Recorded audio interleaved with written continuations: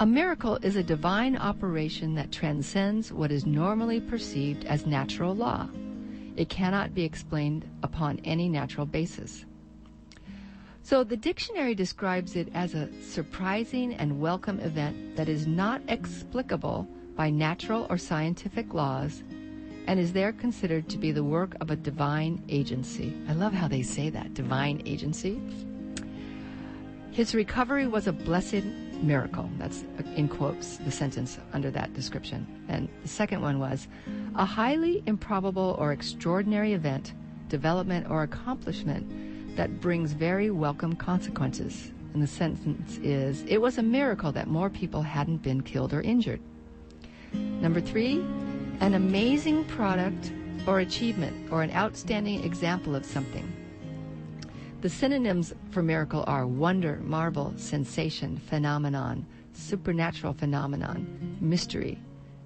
Quote, his recovery was a blessed miracle. Wikipedia says a miracle is an event not explicable by natural or scientific laws. Such an event may be attributed to a supernatural being, a deity, magic, a miracle worker, a saint, or a religious leader. Informally, the word miracle is often used to characterize any beneficial event that is statistically unlikely but not contrary to the laws of nature, such as surviving a natural disaster or simply a wonderful occurrence, regardless of likelihood, such as a birth. Other such miracles might be survival of an illness diagnosed as terminal, escaping a life-threatening situation, or, quote, beating the odds. And some coincidences may be seen as miracles. A true miracle would, by definition, be a non-natural phenomenon, leading many rational and scientific thinkers to dismiss them as physically impossible. In parentheses, it says, that is, requiring violation of established laws of physics within their domain of validity, or impossible to confirm by their nature. So, because all possible physical mechanisms can never be ruled out. The former position is expressed, for instance, by Thomas Jefferson, and the latter by David Hume. Theologians typically say that with divine providence, God regularly works through nature, yet as a creator is free to work without, above, or against it as well. So the possibility and probability of miracles are then equal to the possibility and probability of the existence of God. Interesting. So St. Augustine said that miracles are not contrary to nature, but only contrary to what we know about nature. And that's how I feel. So have you ever had a miracle in your life? Sometimes it feels like we think we have to be special to have a miracle occur. Well, what if you looked at your life each day and really observed what has happened in your life personally or around you? And you will probably see that you have miracles quite often, perhaps even every week. At first, you may not think they are life-changing, but miracles are life-changing. Even if one iota of how you perceive life shifts, that's a huge change. If a miracle creates a gap in your life, a gap where you are able to shift your perception even for that moment, then the miracle has been successful. I have some friends here that are going to be talking about miracles that they've had in their lives. And if any of you listeners have had miracles occur, whether to yourselves or a family member, something that's close to you, please give us a call in between music or talking. And I'd love to hear about the miracles and have people share them. So I have sitting with me a friend of mine named Janet, and she's visiting, and we're going to talk a little bit about miracles that both of us have had at different times. And I'll first say about a miracle that I had recently. Well, not actually that recently. It was about 8 or 9 years ago, so it's not that recently. But I had been walking the beach with my partner in Hanalei, and all of a sudden my knee started hurting, like for no reason. I didn't trip, I wasn't running.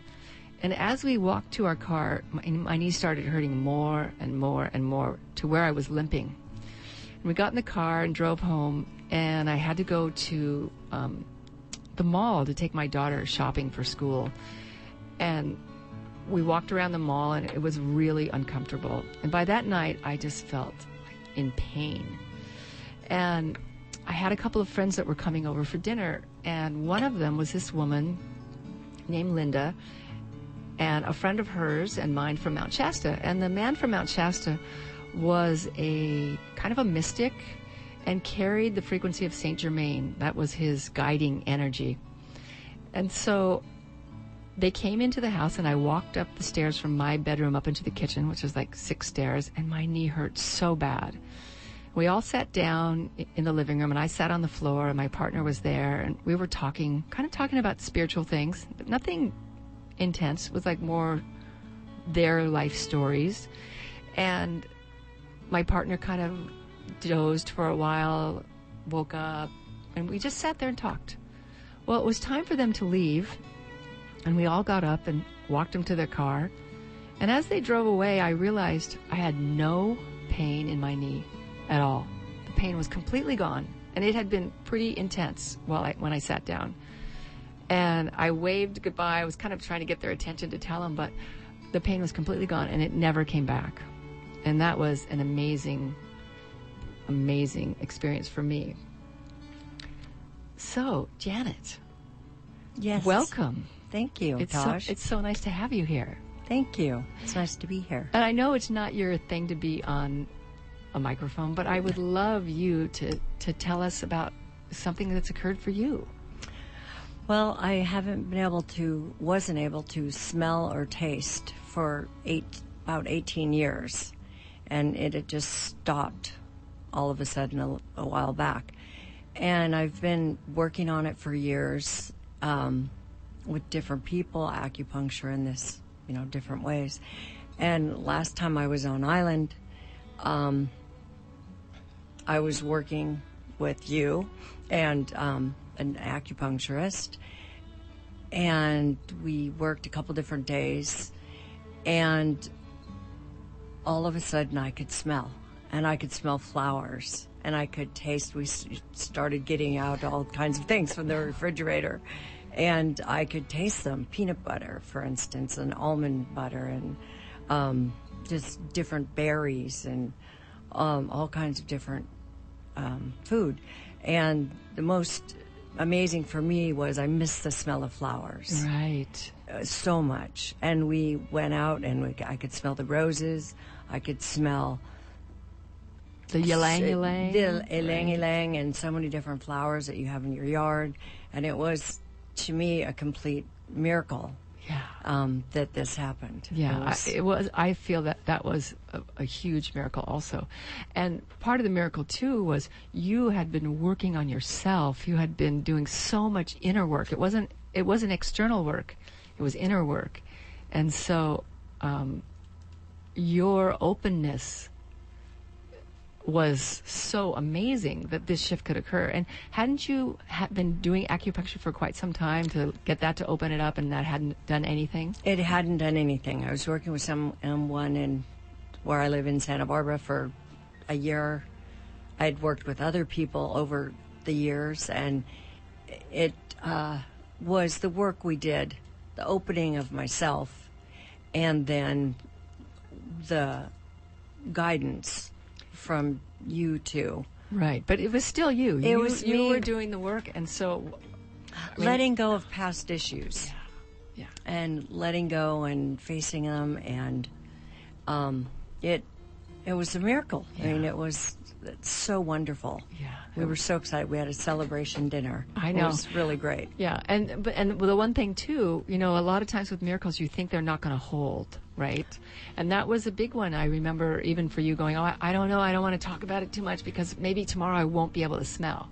Right. You guys were all more excited than me because I just was so excited that I didn't want to be excited. I was too afraid to be excited because I was so excited. Yeah.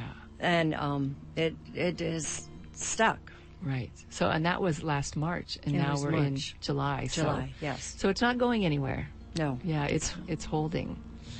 Great. Thank you for sharing that. Thank you. And now we have Mark Andre is here. Welcome. Hi, Taji. And he's had a few miracles also. Do you want to tell us about one? Probably the birth of my son was the most impactful miracle that I feel I would define as a miracle. He had a pretty traumatic birth. He had a home birth, and he had a midwife assisting his mom, and they ended up having to rush to the hospital, and this little guy definitely wanted to come out. She's a gymnast and a yoga teacher, so on the way to the hospital, she was literally upside down to keep him in, because every time he tried to come out, the cord was wrapped around his neck, and he'd kind of bungee back into the womb. And when he was born at the hospital, when he finally came out, I mean, he was all blue. He was like a little croissant. He was completely kind of curled, and he physically he was that way probably for about a year or so. We didn't know if he was going to have cerebral palsy or if he was going to have brain damage, because he definitely was out of oxygen for quite a while. And he's just developed into this amazing kid. And I definitely consider that beyond time and space, and how he's...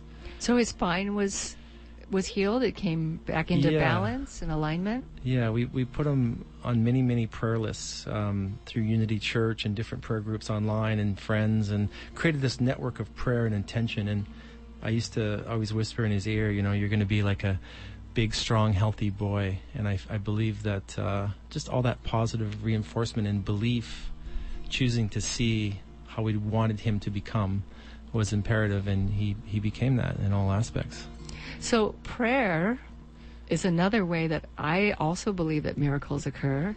My mom, they had seen that she had something on her spleen that looked like a cancer, but they hadn't done a PET scan, and so they had like 6 weeks, and so we put her on prayer lists on the island as well, and put it on the internet for people. And when they went in and did a scan, there was nothing there 6 weeks later. So that's another really amazing way that miracles, medical miracles occur. Yeah, we're really blessed. So do you have any other stories? But before you do, I just want to say, anybody who wants to call in and join the conversation, please give us a call at 826-7771, and we'll answer and patch you in.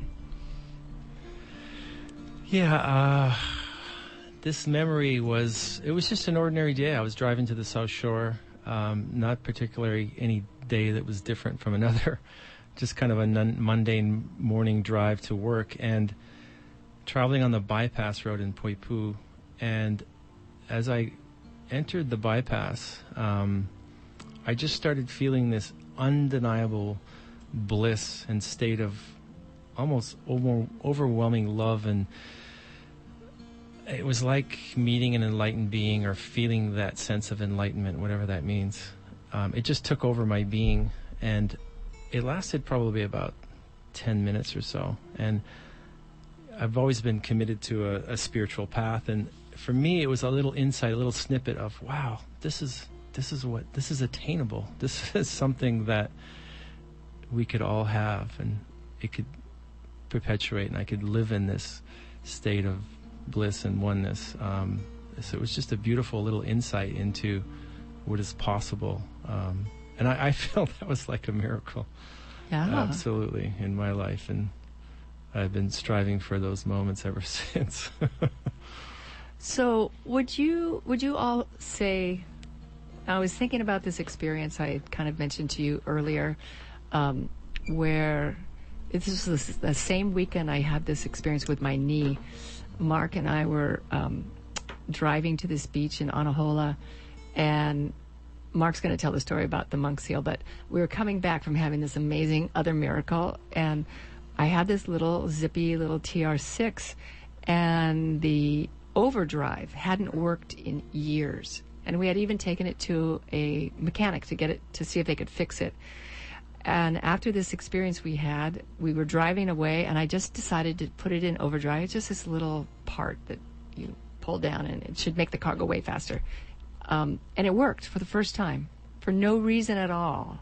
And this was the same time that we were having these experiences when our friend who was connected to Saint Germain came in. And for me, that was totally a miracle. We've tried it. It wasn't a fluke. And it lasted for quite some time, maybe a week, a little bit longer. Do you remember that? Yeah, I think that when we personally elevate our frequency, it affects matter around us, whether it's another human being or a mechanical device, or it's amazing how it works. It's just about moving, changing the frequency. I think the atoms start moving in a different way, and it shifts things that normally don't shift. Well, and this kind of leads me to my thought that, when we learned quantum touch, and I made my car run when it wouldn't run, and opened jars when they couldn't be opened, and things like that. Are those miracles, or are those just us raising our frequency and being able to assist? Yeah, I believe it's just a matter of opening our mind to what's possible. As we step into these situations in life, we can go, oh, interesting. Like, that is possible. I have the potentiality to create that, or assist in that creation of that miracle. I mean, it's always possible. It's just, I think, based on our belief system. Okay, so we have, hold on, let me just find where it is. We have someone who wants to tell their story. Sherry, can you hear me? Yes, I can. Okay, great. Let's hear about your miracle. Well, I've had a few miracles in my lifetime that at least I was told by my mother when I was an infant and I had pneumonia and near death. Something happened, and anyways, her father ended up passing away that night. And she always believed that he was taken instead of me. And so she always told me that was a miracle. And then I know we were in a car accident that was really bad. And back then we didn't have car seats. I was in the back seat and I flew into the window, and I had a scar almost my whole life. And that we survived that car crash was a miracle. Oh, absolutely. But then when I was 13, my father passed away. And it was really sad and tragic, and it was really hard for me to go and see his family. And so I never went. My cousin came to pick me up and take me to see my great-grandma, and I didn't go. And I, of course, always regretted that. But when I was, probably a couple of years after that, 15 or 16 years old,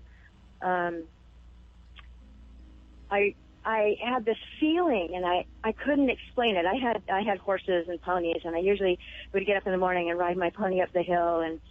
And this one day, I just couldn't do that. I was just really like out of sorts and uncomfortable. And so I just took off hiking, and I hiked up where I would normally ride. And I had this beautiful little circle that I would spin around in and then head back down the hill.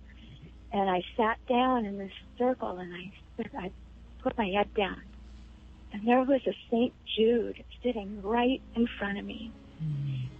And it was just something, that I went, wow, that is so cool. And I took it home, and we got a call that my great-grandmother, who was very Catholic, had passed away that morning. Yeah, that's so amazing when these things happen. So amazing. Yeah. And then later, as an adult, after I got married, and I was like in my 20s, and I was driving with my ex-husband in Mexico, or down in mainland Mexico. And we're driving really fast in the middle of the night. And we're going up this road. And, of course, there's no place to turn off. It's not like our roads, even the worst of our roads. It's usually you can move over to the side. And anyways, something happened, and it was like somebody pulled the plug on our truck. And the truck just went, my ex-husband was cussing and screaming and having a fit, and gets underneath the hood of the car and hood of the truck, and he's looking, there's nothing wrong. And he's, finally, 15, 20 minutes later, he's, we're trying to push all the wires, thinking that, okay, a wire got loose or something. And the car the truck. We called it Old Blue. Old Blue started right up, and we started to cruise up, and then at the top there was two roads came together, and there was this horrible truck accident that was so fresh that we realized if we had been going, 80 or 100 miles an hour, we probably would have been in the middle of that crash. Right.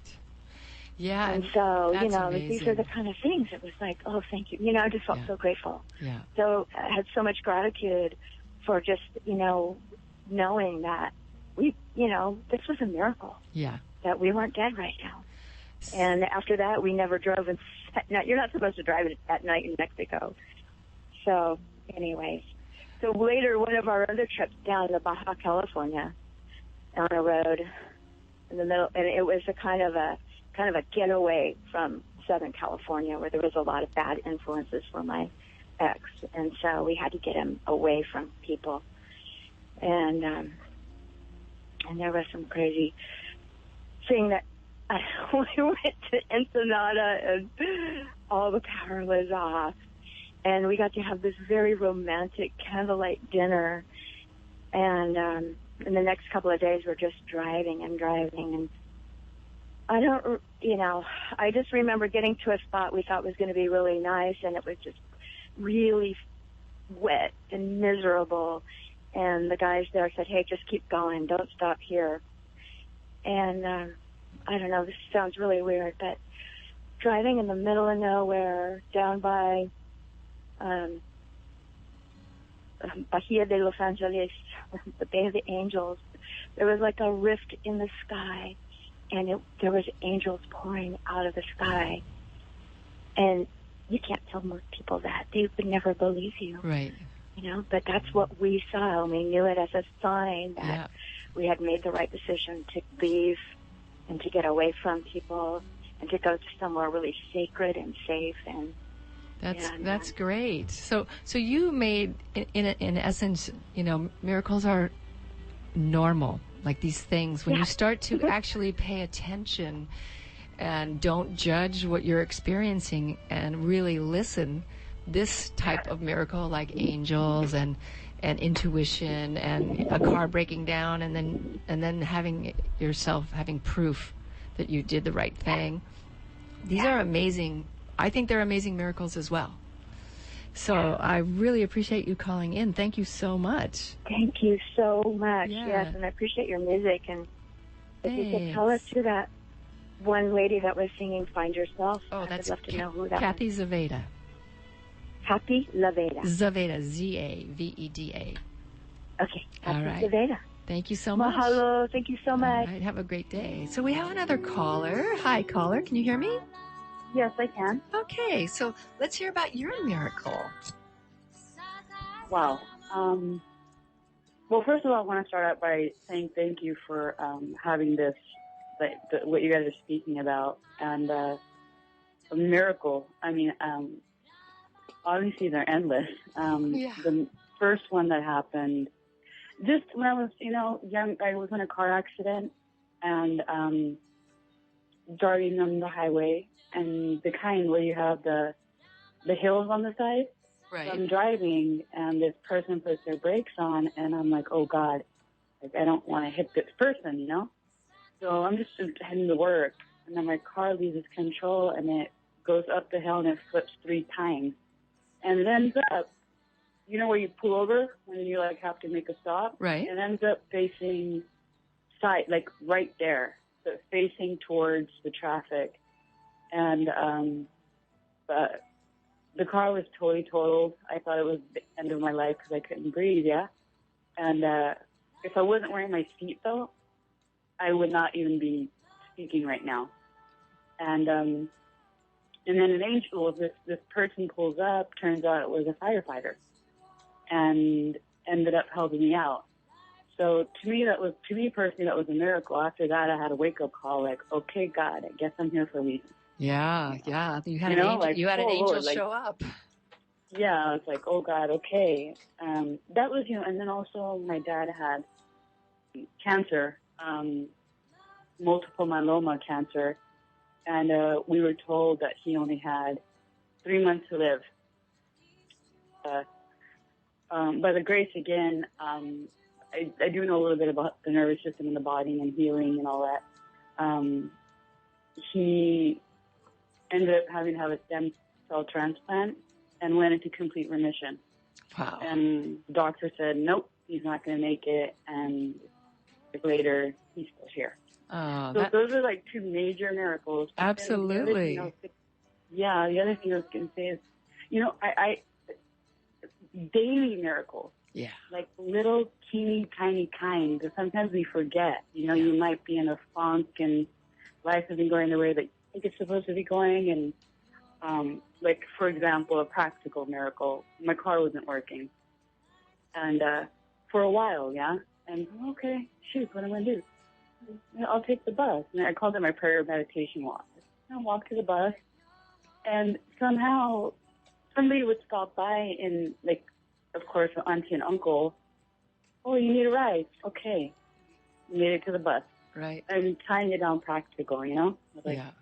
See, that's so great that you're seeing, all of these intentions creating a shift in your life and a change in perception and how you perceive what is. Yeah, and that takes also, like trust and faith, like trust and faith. Like, it is kind of like the unknown. And it's like, okay, God, you're my GPS. That's right. So I don't know which way to go, but okay, let's do this. And I'm grateful for that, and gratitude, and also being able to help other people. It's kind of like stepping outside of my box. That's right. And then looking back and going, oh wait, that happened. Yeah, it's important to have gratitude and to notice these daily things. So thank you for bringing that to our attention. Thank you so much. Thank you guys for what you're doing. All right. You have a fabulous day. Aloha. Okay, bye-bye. All right, we have another caller. Hold on one moment. All right, caller, you're on the air. Hi, can you hear me? I can hear you. Can you hear me? I hear you perfectly. So thank you so much for calling in, and let's hear about your miracle. Thank you so much for this show. This is your stuff is always top notch, but I'm really enjoying the space that you're making for people to call in, and what a great subject. Yeah, we need all the hope and positive energy that we can have. Yeah, and again, to recognize the daily miracles and also to talk about the word. I loved hearing the definitions that you read, and they ranged from everything from, I was also tickled by that phrase, divine agency, which came up a couple of times. It's like, well, we're Wikipedia, so we can't say God, but, I love that. This like upper echelon of defining a miracle as something that, number one, defies the laws of science, and number two, is therefore attributed to some divine agency. And then you read on other definitions, which are more like kind of the daily uses of that word, like something that's extremely unlikely, but not outside the laws of science, but has this beneficial outcome. And one definition you read even used the word product, a beneficial product that's against all odds. And, and then, it gets watered down from there. If you say, oh, it's a miracle we made it through traffic in time to make the flight. And so I want to share my miracle. Well, I've also been blessed to have a lifetime full of miracles, but this one came to my mind because it addresses both definitions. It involves an unlikely survival, and it also involves something that defies science and can only be attributed to something beyond science or divine agency. Okay, good. Let's hear your story. So I was walking to work. I was actually traveling in the Middle East, so I was living and working in Tel Aviv. And I was catching the bus to work, and I crossed the street to buy a little breakfast. And as I recrossed to get back to the bus stop, I didn't realize that I was standing in a bus lane. I thought the traffic was only one way on that street. And so a bus driver who did not see me struck me going about 20 or 25 miles an hour. Oh. So this is Aurelius versus the bus. And, of course, time slowed down. I did catch about 6 feet of air before I landed on the pavement, and I was rolling. And the bus was still slowing down. So the bus is coming at me, and this is all pretty slow motion. But even though I was completely knocked out of my frequency, I somehow had the instinct to roll up onto the curb. So I used the momentum from the hit to take a right angle up on top of the curb. And by the time the bus finally stopped, it had stopped past me. In other words, if I had not made that like kung fu move, right, I would have been underneath the bus. So as it turned out, I got up. I checked myself. I was, not badly injured. My elbows and my knees were all bloody, but I was in one piece. And so a lot of people would describe that as a miracle. It's not outside the realm of science, but it's extremely unlikely and have a super happy result. Right. At least for me. But here comes the divine part. I didn't realize it for about a week until after the accident. Can you talk more? Aurelius, can you talk more into your phone because it's hard to hear you?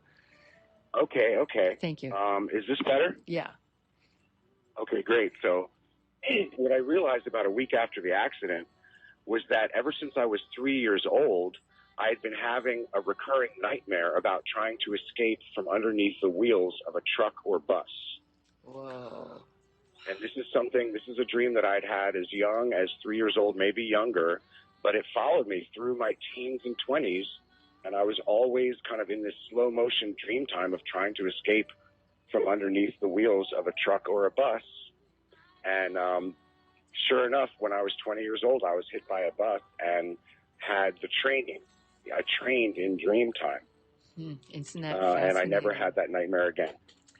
Wow, that's awesome. So when you spoke about like a miracle, one of the definitions you said was something, and I forget, I think this was your commentary, but something that changes your perception of the world. Yes. So from that moment forward, I grew up, my father was a scientist. He was always an atheist. He was always telling me, if it's not science, it's baloney. Right. And so I had to get my own experience of the divine, my own connection to God. I had to get that on my own, which I actually thank him for. And but that was the main event in my life that proved to me beyond a shadow of a doubt that there is an ongoing miracle and that there is divine agency, and it does love us. It saved my butt. Yeah, well, thank you so much for your My stories pleasure. Again, and your thanks comments. for creating the space. Yeah. I always love your programs. Your programs get better and better every time I listen. So I'm always trying to be by radio when you're on, Taj. Thank you so much for the show. Thank you, and thank you for sharing. Aloha. You're Have a welcome. great day. Aloha, and thank you to your guests. I'm loving all the stories. Thank you. Okay, aloha. Aloha. So we can see that there's so many different ways for it to come forward from us, and it can shift our perception. And we were talking, Janet and I have been talking about this. I had an experience up at the Women's Heiau, and I saw an eye, and then this eye turned, not an eye, just like a monk seal eye. It's black, a circle. And then it turned into like a fly's eye. It had all these different planes, and I was seeing that there's all these different planes of perception. And this is a perfect example of that you've had your experience that shifted your perception. Mark, you've had yours, and all of us, we shift on some level, even if it's only for a short time and we forget the shift. But when we're reminded like this, because you were saying, Janet, at the break, I know I've had all these other things happen to me, but I've just forgotten them. And I think these conversations actually bring that up for us and remind us about how amazing our lives are and how amazing nature is and what we can do for each other. So, Mark, will you tell the story about the monk seal that happened that same weekend I had my miracle? Yeah, many years before, I used to run on the beach at dawn in Anahola, and I remember once just thinking, wow, what's that rock doing in the way? I don't remember that rock being there yesterday. And I reached down to touch this rock, and it was a monk seal. And I thought, well, that was pretty interesting. And there was this little Ahu one, this red one, which was quite rare from the ones I had seen over the years. And Taj and I, when we first met, I took her down to this amazing spot in Anahola. we were just enjoying this little beach swim, and we decided to just kind of frolic in the sun, and we were in the water for quite a while, and we go back to shore, and this monk seal is just sitting there. About 20 feet from us. Yeah, and it's full size, and I believe it's the same monk seal that I had accidentally touched at dawn, and because it was the same color, which is quite rare, and it was just giving Taj some messages, because we started meditating, and there was no sign of tracks anywhere. That's right, because when we were in the water, there were rocks on either side of us, and the surf was really small, and we looked all around to see the tracks, because we should have seen tracks coming out of the water where it goes slither, slither, slither, and the plop, and they were right by our shoes, which was halfway up the beach, and then in like an arc to where it was. So there was no way for it to get past us even. And do you remember that message that you received? Well, we sat in meditation, and I got again all about Saint Germain, and I was asking, how is it in the meditation? How is it that we are? Well, I was asking for myself, why am I so blessed to be on this island? And I became a healer and all these different things by being on this island and having life happen. And I heard, that we were blessed to be able to assist people who came here. Because we could have been in Africa, or we could have been in Asia, or we could have been in New York. We could have been anywhere, but our paths took us to Kauai and have allowed us to stay on this island. So that was a real blessing. Yeah, it kind of confirmed some of the work that we do. But, yeah.